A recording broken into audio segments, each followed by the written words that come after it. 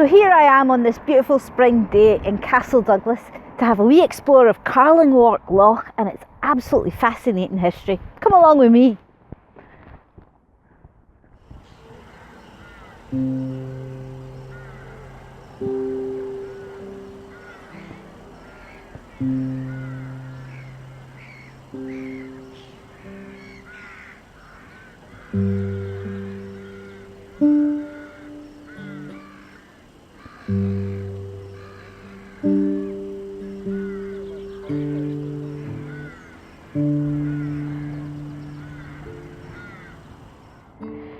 You know, it used to be believed that there was an entire sunken village below the surface of Carlingwark Loch.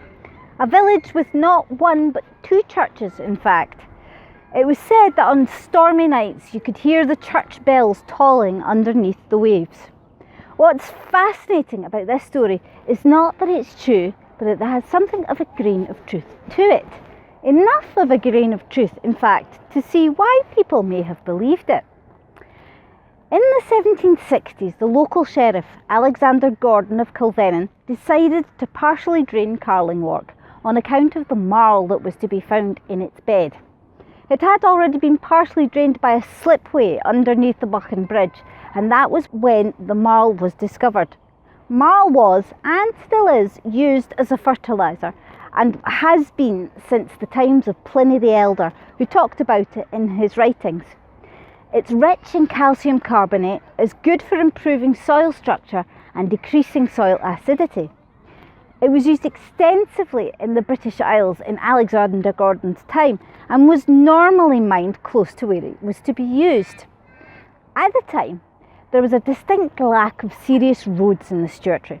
The old military road possibly went back as far as Roman times, but it wasn't until 1763 that work had begun on making it usable for carriages from Dumfries to Port Patrick, a task that went on for as long as 30 years.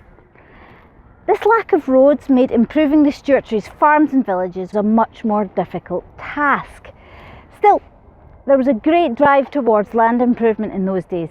It was noted in the statistical account of 1795 that soil in Kelton Parish was quite poor in quality, so the presence of marl was quickly seized on by Alexander Gordon. Work began in 1765 and a canal was dug from the River Dee right by Threave Island where the castle stands, reaching the loch through the grounds of what is now Carlingwark House and passing under the Buchan Bridge.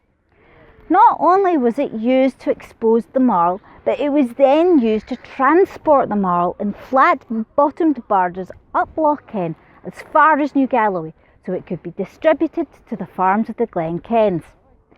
A job that couldn't otherwise be done because of the lack of roads. I tell you what, let's go for more of an explore around the loch.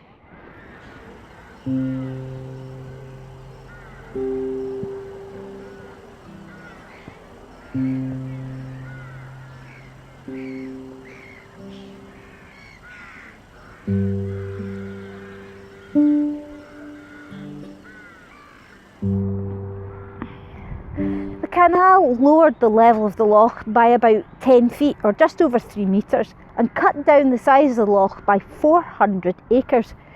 Before the canal was dug, the only island visible on the surface of Carlingwark was Fir Island, but the lower level of the loch revealed 3 other islands too, and an oak causeway that linked Fir Island to the shore, something that was done in prehistory.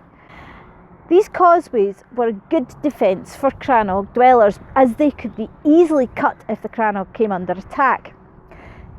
Fir Island, it was discovered at the time, also had a stone rampart all around it and contained the remains of what seemed to be a forge. There is a tradition that states that this may be a forge that Edward I built when he came to Galloway as part of his campaign of suppression, but in 1866 2 local gentlemen found a large bronze cauldron containing lots of bits and pieces of arrowheads, axes, bridle bits of the kind that might be found in a much older ford or as a votive offering to long forgotten local gods.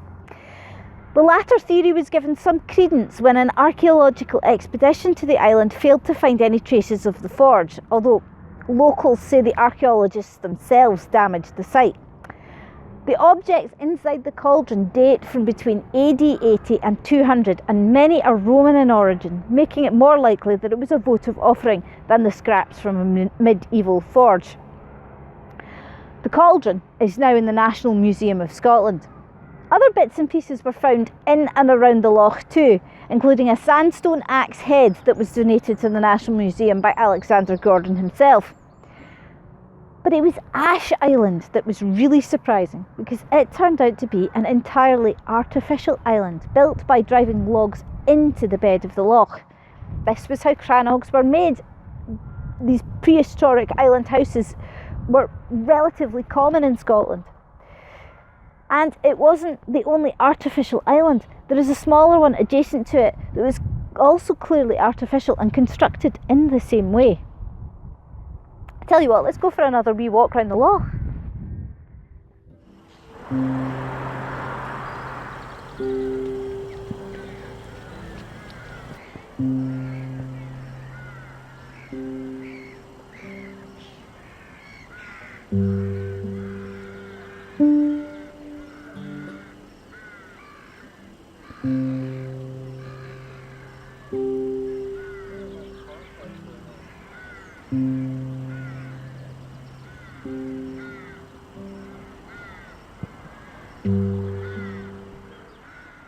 So, what this points to fascinatingly is the existence in Carlingwark Loch of an ancient crannog village, one that time has partly submerged and chance rediscovered.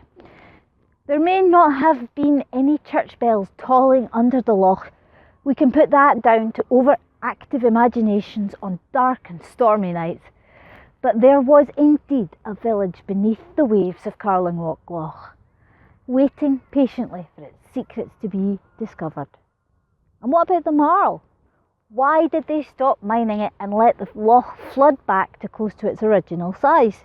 Well, after using it for many years, they discovered that it could have a detrimental effect on soil.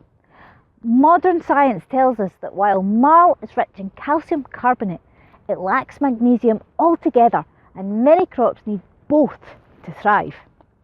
But also, as the novelist S.R. Crockett once said, Castle Douglas was moving uphill fast by this time, moving away from its past as Carlingwark or Causeway End Village, and embracing its future as an up and coming market town, connected not by canal to the local area, but by rail to the whole of the UK.